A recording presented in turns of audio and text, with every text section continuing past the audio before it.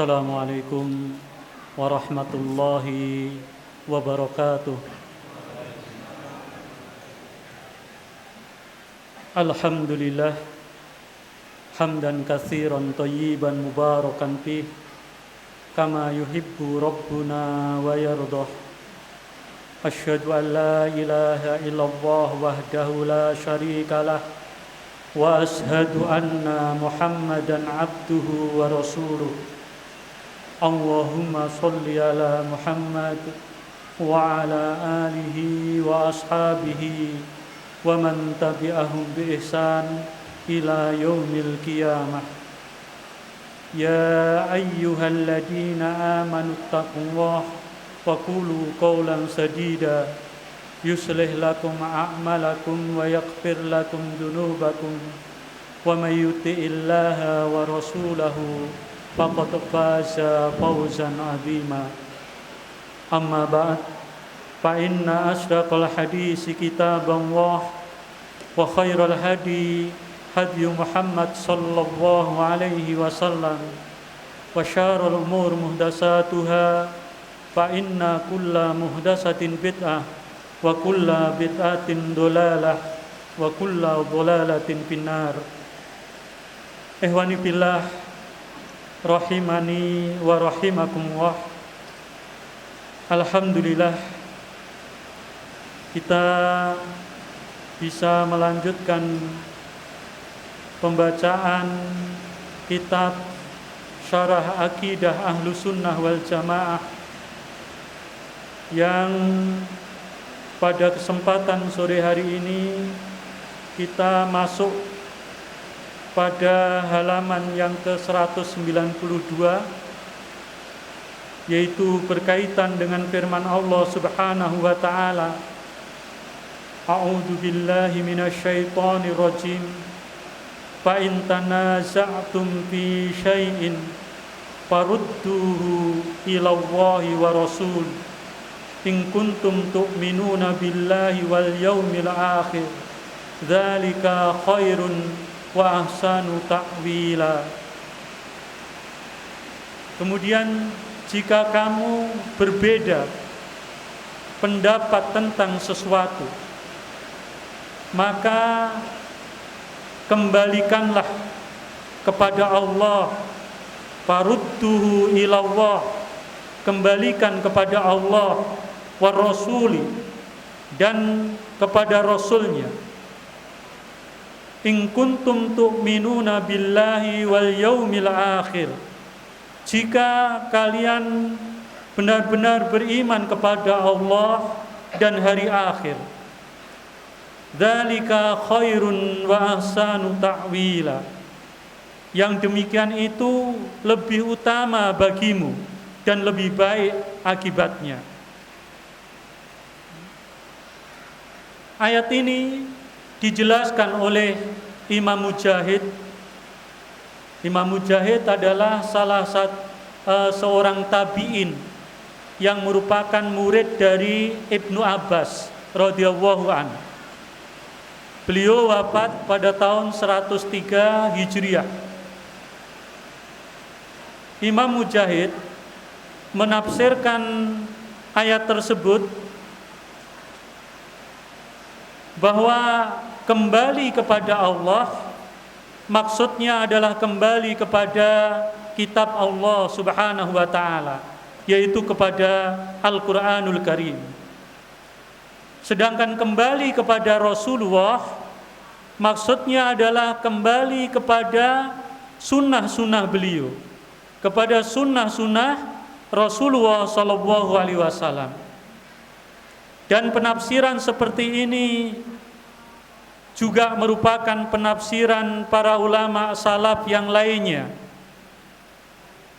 bahwasanya kembali kepada Allah maksudnya adalah kepada Al-Quran, dan kepada Rasulnya maksudnya adalah kembali kepada sunnah-sunnah beliau.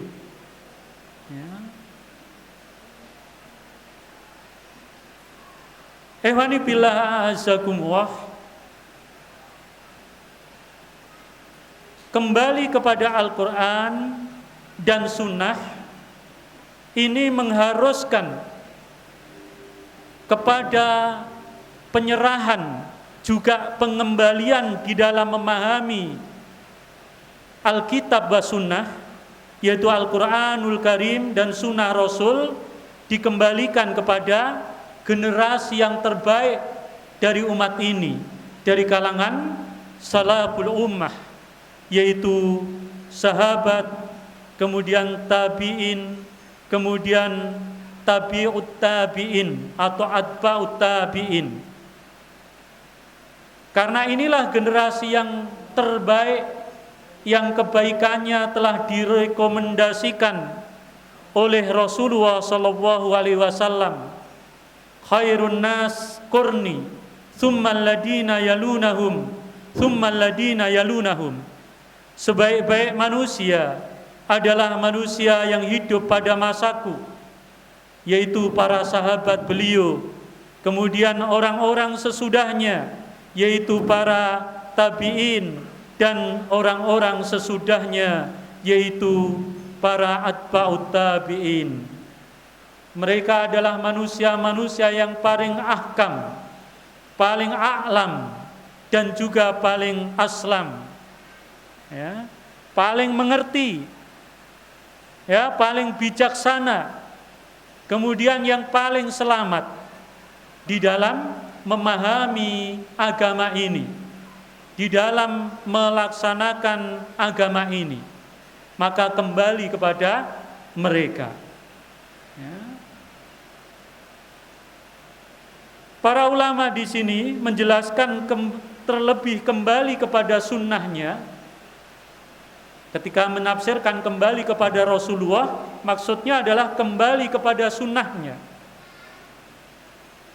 Tentu sunnah-sunnah Rasulullah Shallallahu Alaihi Wasallam sudah termaktub, tertera di dalam kitab-kitab sunnah yang muktabar, baik itu di dalam Sahih Bukhari, Sahih Muslim,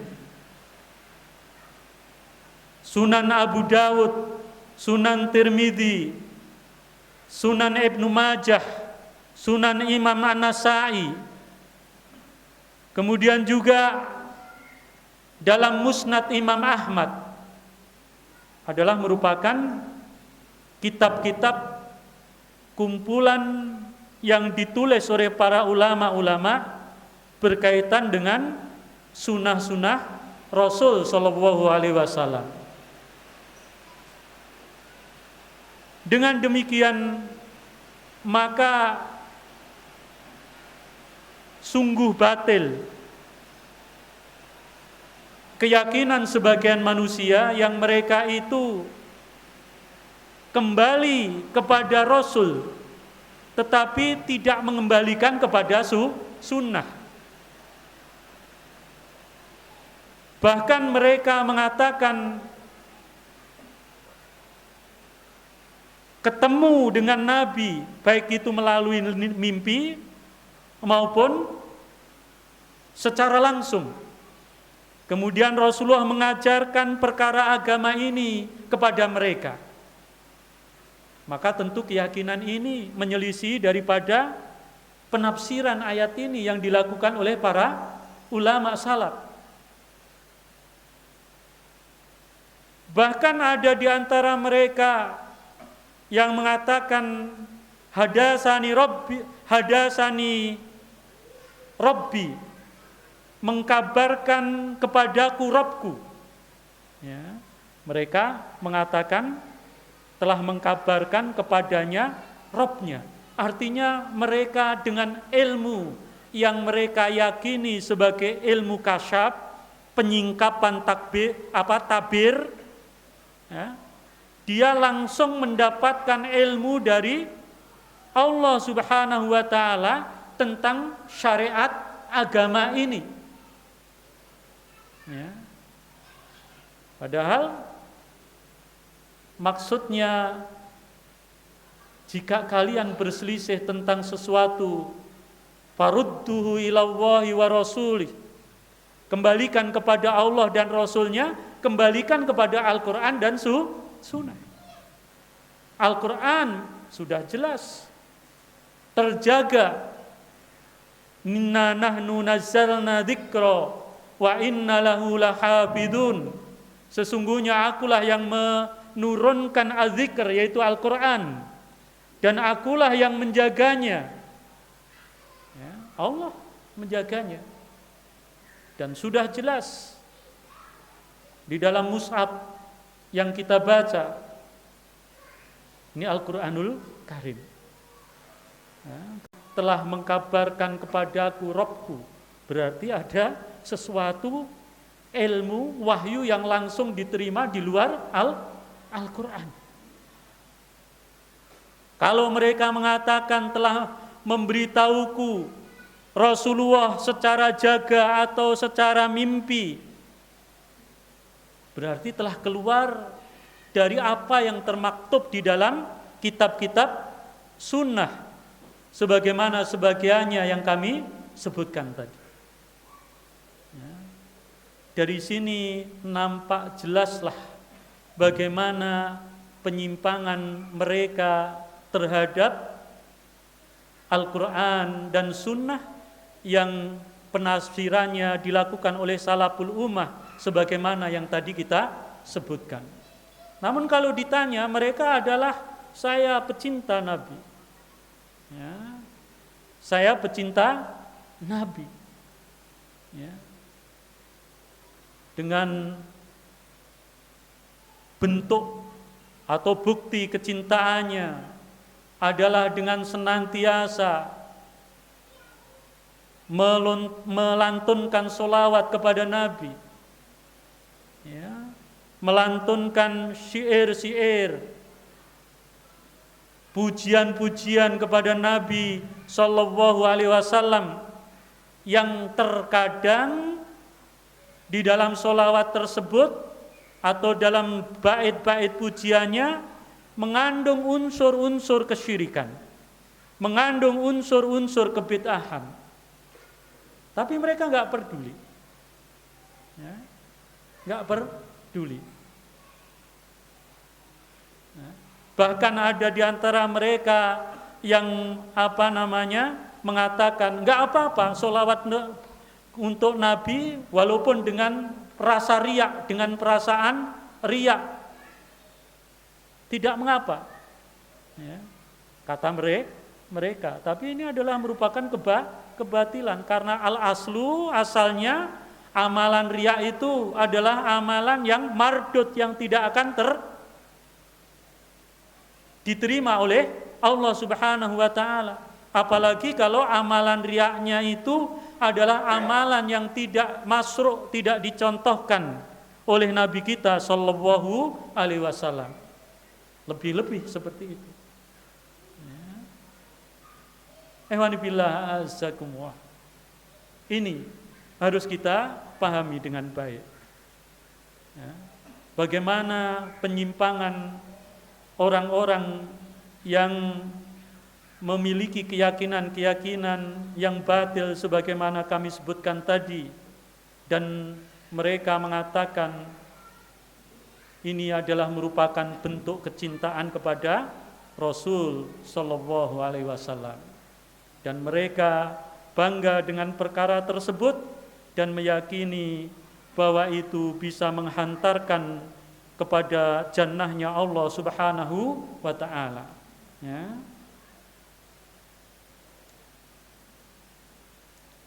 Ehwanibillah azakumullah. Hal terbesar yang membedakan antara manhaj salaf dengan yang lainnya dari kalangan mubtadi'in, pelaku-pelaku bid'ah, adalah bahwa salaful ummah mereka sangat menghormati dan menjunjung tinggi sunnah Nabi Sallallahu Alaihi Wasallam. Karena bagi mereka sunnah adalah merupakan penjelas Al-Quran, sunnah adalah merupakan penafsir Al-Quran. Sunnah adalah merupakan gambaran konkret daripada Al-Quranul Karim. Maka ketika istri Rasulullah Shallallahu Alaihi Wasallam, ibunda Aisyah, ditanya tentang bagaimana akhlaknya Rasulullah, apa jawabannya? Khuluquhul Quran. Bahwa akhlak Rasulullah adalah Al-Quran. Artinya apa? Bahwa apa yang menjadi budi pekerti Rasulullah, baik itu berupa ucapan, berupa perkataan, kemudian perbuatan, kemudian hal-hal yang bersifat takririyah, yaitu sesuatu yang diamalkan oleh sahabat, kemudian dibenarkan dan didiamkan oleh Rasulullah. Itu adalah merupakan gambaran atau bentuk penafsiran daripada Al-Quran, penjelasan dari Al-Quran. Maka ketika ditanya bagaimana akhlak Rasulullah adalah Al-Quran. Ya, Al-Quran. Jadi tidak bisa dibedakan dalam segi penetapan hukum syar'i antara Al-Quran dengan sunnah yang sahihah. Bahkan sebagian ulama menjelaskan Al-Quran ahtaju bi sunnah. Al-Quran itu lebih membutuhkan kepada sunnah daripada sunnah membutuhkan Al-Quran. Maksudnya apa? Seseorang untuk bisa mengamalkan Al-Quran, mereka butuh sunnah. Ya, butuh sunnah.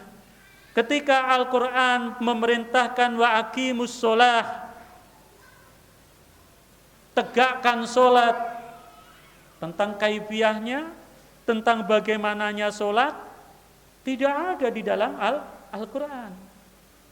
Tetapi kaifiyahnya, bagaimananya, bacaannya, gerakannya, semua termaktub di dalam sunnah.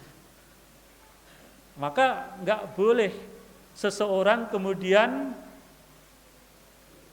hanya percaya kepada Al-Quran yang mereka dikenal dengan Qur'aniyin, ya, orang Qur'aniyun, yaitu orang-orang yang hanya berlandasan Al-Quran. Pada hakikatnya mereka itu adalah kelompok dhal, kelompok sesat. Bagaimana dia bisa melaksanakan sholat ketika mengamalkan perintah Allah wa aqimis sholah wa ita'iz zakah, dan tunaikan zakat? Bagaimana seseorang itu sholat, bagaimana seseorang itu zakat? Maka tafsirnya, penjelasannya adalah kepada sunnah Rasul Sallallahu Alaihi Wasallam.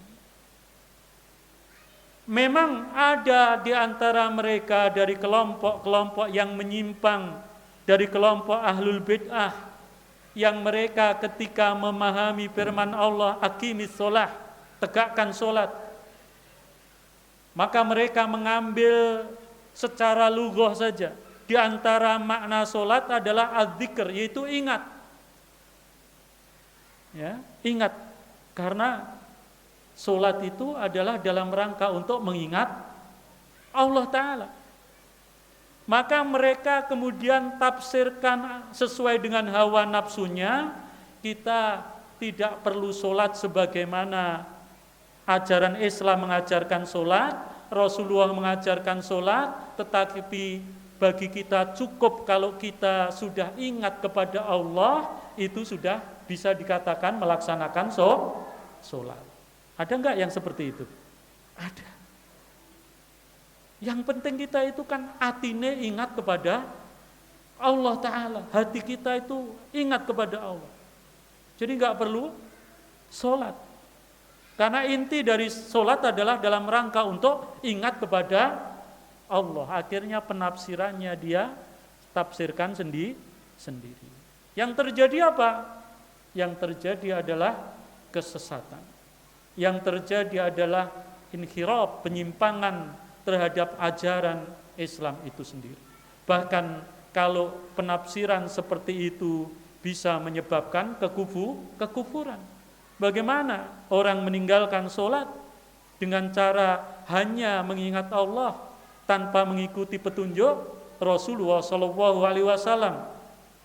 Sementara Rasulullah sallallahu alaihi wasallam bersabda, "Al-ahdul ladzi bainana wa bainakum as-shalah, faman tarakaha faqad kafar." Perjanjian antara aku dengan kalian adalah salat. Faman tarakaha faqad kafar. Barang siapa meninggalkannya, sungguh dia telah kafir. Ya. Ini salat sebagaimana yang Rasulullah ajarkan, solu kama ra'aitumuni sholli. Salatlah kalian sebagaimana kalian melihat aku salat. Ini berkaitan dengan penafsiran. Kalau menyelisih daripada apa yang telah salafus saleh jelaskan kepada kita, maka akan terjadi penyimpangan. Dan gerakan seperti ini, ihwah billah, bapak-bapak, ibu sekalian, sekarang sangat gencar dilakukan oleh orang-orang Islam liberal.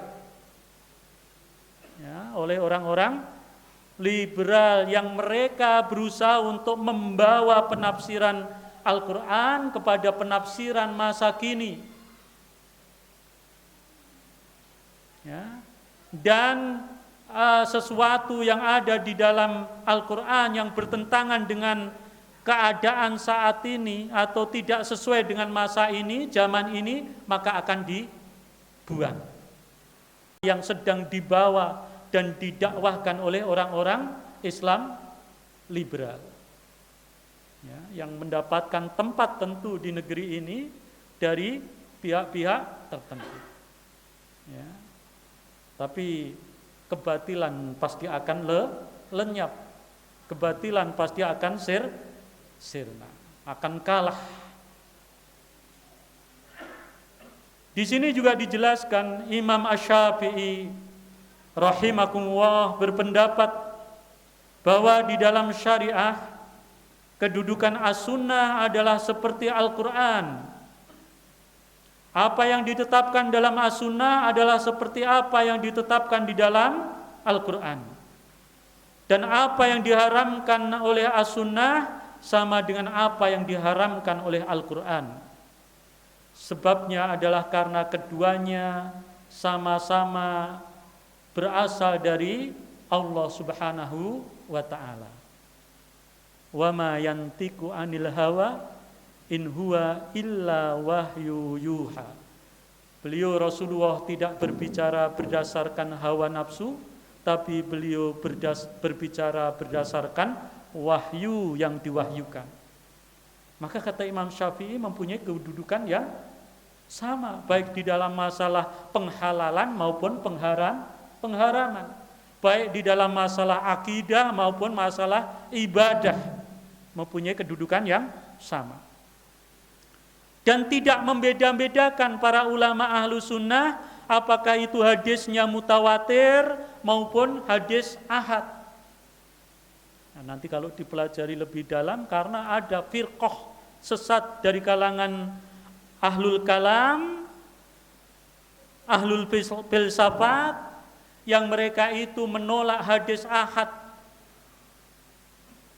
di dalam masalah akidah karena tidak mempunyai kedudukan yang kuat. Perawinya hanya satu sahabat, tidak mutawatir, tidak dari golongan 10 lebih dari kalangan sahabat. Oleh karena itu mereka ingkari. Ya.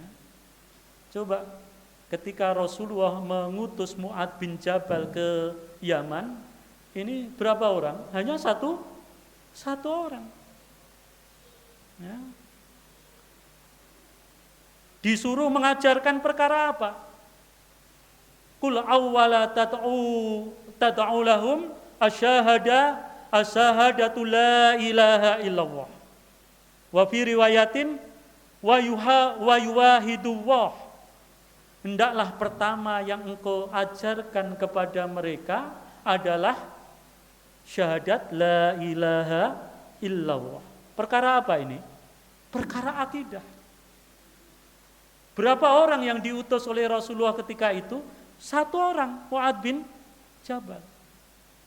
Jadi tidak dibedakan antara perkara akidah maupun perkara yang lainnya. Sementara ahlul kalam mereka menolak hadis ahad.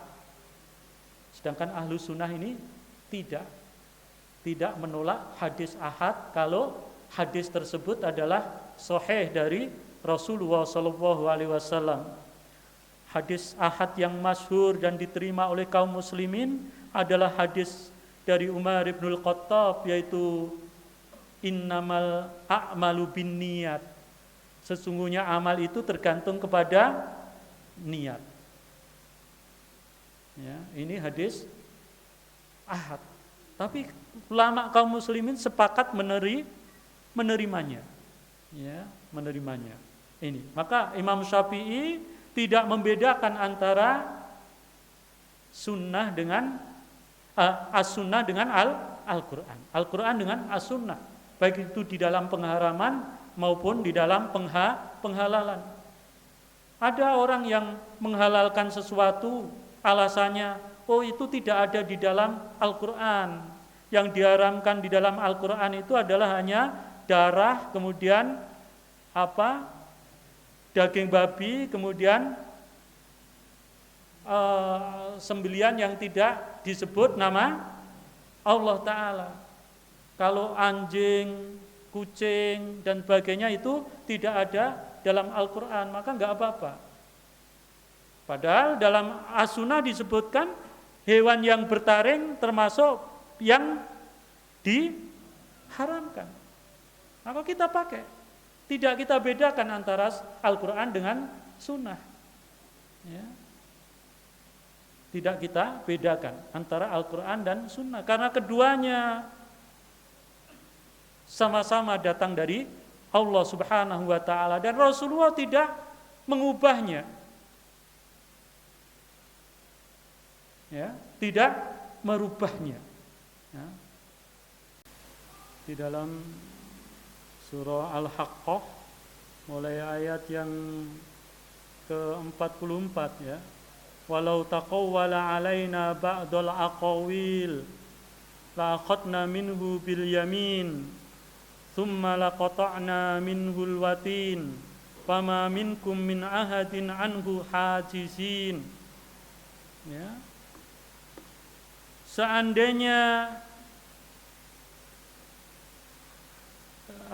dan sekiranya walau taqawwala alaina ba'dal aqawil, dan sekiranya dia yaitu Muhammad mengadakan sebagian dari perkataan atas nama kami, ya. Rasulullah mengadakan perkataan yang diatasnamakan atas nama Allah Subhanahu wa ta'ala, ya.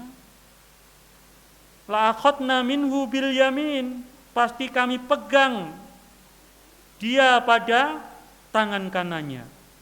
Tsumma laqata'na minhul watin, kemudian kami potong pembuluh jantungnya.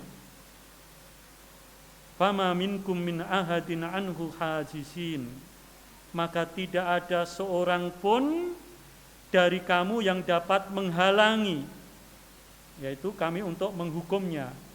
Maksudnya menghukum Rasulullah Shallallahu Alaihi Wasallam.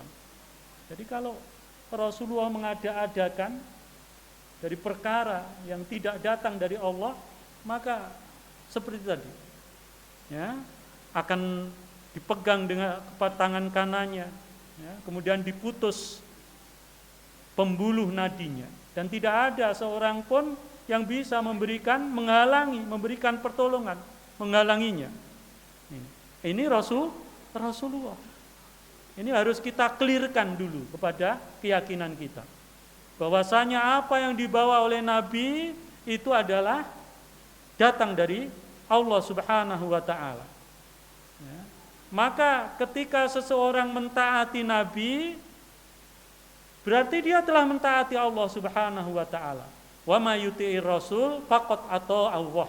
Barang siapa yang mentaati Rasul, sungguh dia telah taat kepada Allah Subhanahu wa ta'ala.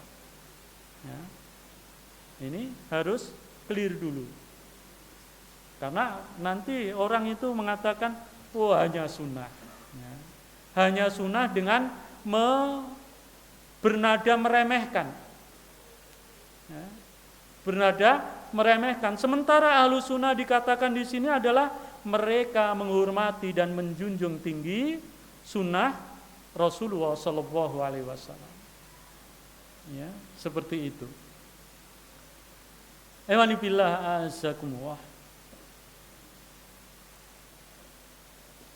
Dikatakan oleh Imam Syafi'i pula bahwasanya di dalam kitabnya Ar-Risalah bahwa Rasulullah Shallallahu Alaihi Wasallam telah menerangkan hukum yang terdapat dalam kitab Allah dan beliau menerangkan atau menetapkan pula hukum yang tidak terdapat di dalam kitab Allah.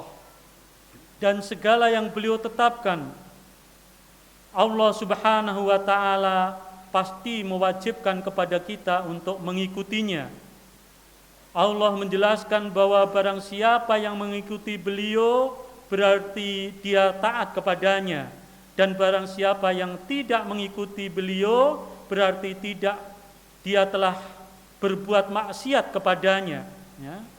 Barang siapa tidak mengikuti beliau berarti dia telah bermaksiat kepadanya, yaitu kepada Allah. Yang demikian itu tidak boleh bagi seorang makhluk pun untuk melakukannya. Dan Allah tidak memberikan kelonggaran kepada siapapun untuk tidak mengikuti sunnah-sunnah Rasulullah Shallallahu Alaihi Wasallam. Jadi ini adalah merupakan keyakinan ahlu sunnah bahwasanya Allah Subhanahu Wa Taala tidak memberikan kelonggaran kepada seorang pun untuk tidak mengikuti sunnah-sunnah Rasul Shallallahu Alaihi Wasallam. Oleh karena itu sebagian ulama mengatakan bahwa sunnah Rasul itu adalah merupakan ibarat seperti kapalnya Nabi Nuh. Sunnah Rasulullah merupakan diibaratkan seperti kapalnya atau perahunya Nabi Nuh alaihissalam, yang tidak mau masuk ke dalam kapal tersebut maka dia akan apa? Tenggelam. Dia akan dibawa oleh badai air. Tetapi kalau yang mau masuk ke dalam kapal bahtera Nabi Nuh, dia akan selamat. Demikian juga sunnah Rasul Sallallahu Alaihi Wasallam. Barang siapa yang mengikuti beliau maka dia akan selamat. Barang siapa yang meninggalkan sunnah beliau pasti dia akan binasa. Maka Rasulullah Shallallahu Alaihi Wasallam katakan, kullu umatin yadkhulunal jannah illa man aba. Setiap umatku pasti akan masuk surga kecuali orang yang enggan, kecuali orang yang menolak, yang enggak mau. Qalu, kemudian para sahabat bertanya, wa man ya'ba ya Rasulullah? Siapa yang enggan wahai Rasulullah? Kemudian beliau menjawab, wa man ata'ani dakhalal jannah wa man asani faqad aba. Barang siapa mentaatiku maka dia akan masuk ke dalam surga, dan barang siapa memaksiatiku maka sungguh dia telah enggan atau tidak mau masuk surga. Jadi dikaitkan dengan sunnah. Ya memang betul di dalam pembahasan fikih, ya, hukum fikih, hukum itu ada 5. Wajib, ada sunnah, ada mubah, ada makruh, ada haram. Ya, wajib, sunnah, mubah, makruh, haram. Wajib kalau dikerjakan pahala, mendapatkan pahala, ditinggalkan berdosa. Sunnah dikerjakan berpahala, ditinggalkan tidak mengapa. Nah. Kemudian mubah.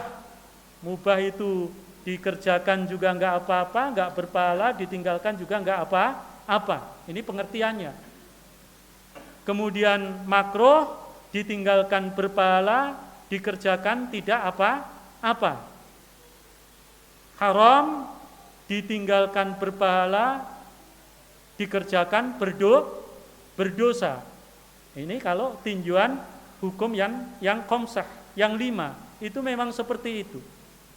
Tapi pembahasan kita berkaitan dengan sunnah di sini adalah sebagaimana penjelasan para ulama ahlul hadis, yaitu bahwasanya sunnah adalah perkataan atau perbuatan Rasulullah atau takririyah, qaul Rasulullah, yaitu perkataan Rasulullah. Ini adalah sunnah beliau. Kemudian perbuatan beliau yang bukan merupakan khususiyah beliau, ya, ada karena perbuatan Rasulullah yang memang khusus beliau, ya, tidak untuk umatnya. Contohnya adalah bolehnya nikah lebih dari 4. Rasulullah istrinya 9 yang hidup bersamaan, yang bergantian itu berapa? 12. Ya. Kemudian juga menabur kurma, pelepah kurma di kuburan. Ini khususnya Rasulullah. Karena Rasulullah mendapatkan wahyu dari Allah, penghuninya ini sedang diseksa. Lah kita dapat wahyu ketika menabur sesuatu di, nah, ini beda, ya. Rasulullah mendapatkan wahyu. Ini harus kita bedakan. Juga perkara takririyah, sesuatu amalan sahabat yang kemudian didiamkan dan disetujui oleh Rasulullah Shallallahu Alaihi Wasallam. Ya, menunjukkan bahwa itu mendapatkan persetujuan dari Rasul. Nah, ini sunnah indah ahlul hadis. Penjelasan para ulama ahlul hadis. Maka Bapak Ibu sekalian, ketika ada sunnah Rasul, ya kita berusaha untuk menghidupkannya, menguri-urinya, ya. Karena kalau kita matinya satu bid'ah, maka akan muncul ketika dimunculkan satu sunnah, dihidupkan satu sunnah, maka akan mati satu bid'ah yang menyelisih sunnah tersebut. Ya, ini wallahu a'lam bishawab. Nanti insyaallah kita lanjutkan dalam pertemuan-pertemuan berikutnya, yaitu bab yang ke-11 insyaallah. Ada pertanyaan? Monggo. Ya. Ehwanibillah, ada pertanyaan bahwa nama lain dari Ahlus Sunnah wal Jamaah adalah Al-Firqatun Najiyah. Juga dikatakan Firqah Najiyah, yaitu golongan yang selamat. Kemudian juga dikatakan At-Taifah Al-Mansurah, yaitu Taifah sekelompok orang yang mendapatkan pertolongan. Mereka juga dikatakan sebagai Ahlul Asar, yaitu orang yang mengikuti asar, jejak daripada salafus soleh. Mereka dikatakan Taifah Al-Mansurah, golongan yang kelompok manusia yang mendapatkan pertolongan. Ini didasarkan kepada hadis Rasulullah sallallahu alaihi wasallam, la tazalu min ummati dhahirina 'alal haqq la yadurruhum man qadalahum aw qalafahum hatta ya'tiya amrullah wa hum kadzalik. Akan senantiasa ada dari sekelompok umatku dhahirina 'alal haq, yang mereka itu akan berada menampakkan kebenaran, berada di atas kebenaran. La yadurruhum man qadalahum, tidak membahayakan orang-orang yang menentang mereka.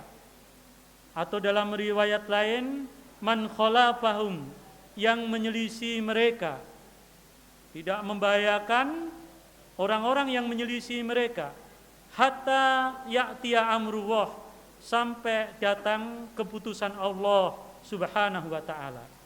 Jadi ada dari sekelompok umat Rasulullah ini yang mereka akan senantiasa berada di atas kebenaran, yang akan dapat pertolongan dari Allah Subhanahu wa taala.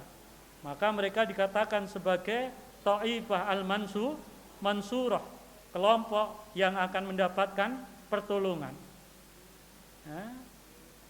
Mereka juga akan dikatakan sebagai al-firqatun najiyah, golongan yang selamat. Hal ini didasarkan kepada dalil tentang iftiraqul ummah, perpecahan umat, hadis tentang perpecahan umat, bahwa Rasulullah sallallahu alaihi wasallam bersabda, "Satabtariku hadhil ummah ala salasin wa sab'una firqah, sintaini wa sab'una finnar wa wahidah fil jannah wa hiyal jamaah wa fi riwayatin ma ana alaihi al-yauma wa ashabi." Kata Rasulullah, umatku akan terpecah menjadi 73 golongan. Ya, 73 golongan. Sintani wa sab'una finnar. 72 diancam dengan neraka, akan masuk neraka. Illa milah wahidah, kecuali satu golongan. Wahyal jamaah, yaitu siapa? Satu golongan itu, yaitu al-jamaah. Siapa yang dimaksud dengan jamaah? Sudah kita dulu bahas, yaitu mereka yang berkumpul di atas al-haq, istima'ihim alal haq, yaitu berkumpulnya mereka di atas kebenaran. Dan yang dinamakan kebenaran adalah apa yang datang dari al-haqqu mirabbika. Kebenaran adalah apa yang datang dari Rabbmu, yaitu Al-Quran dan yang datang dari hadis Rasulullah. Nah, yaitu mereka berkumpul di atas kebenaran. Dalam riwayat lain dikatakan ma'ana alaihi al-yauma wa ashabi, yaitu yang mereka berislam sebagaimana aku dan para sahabatku berislam pada saat ini. Artinya Islam mereka kembali merujuk kepada para sahabat Rasulullah. Nah, ini sebutan-sebutan untuk ahlus sunnah wal jamaah. Semua ahlus sunnah dikatakan ahlus sunnah